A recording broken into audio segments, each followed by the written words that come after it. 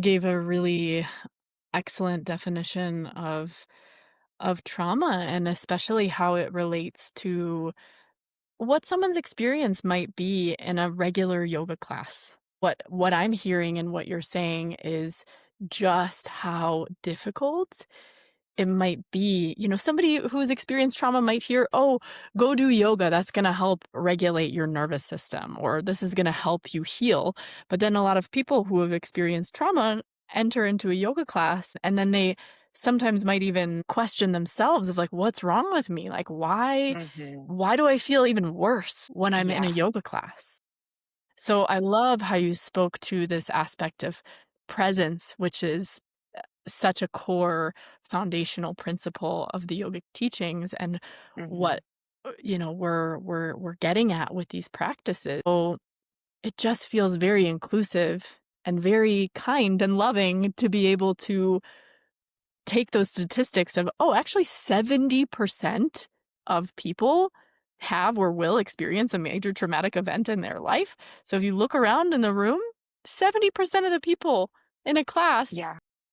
are probably having a really hard time being present. So, yeah, it's a beautiful approach from what I'm hearing you share. It just seems very, very inclusive. And I feel that the definition of trauma that you offered was a very precise definition of setting the foundation of why this is important. Absolutely. Yeah, yeah. Yeah, to your point of, people entering just like, an everyday yoga class. And of course, like, yeah, you've experienced trauma and you have a hard time being present, being in your body. You're experiencing anxiety, depression, heightened nervous system states or shutdown states, right? Those are all kind of symptoms of having trauma that's unprocessed.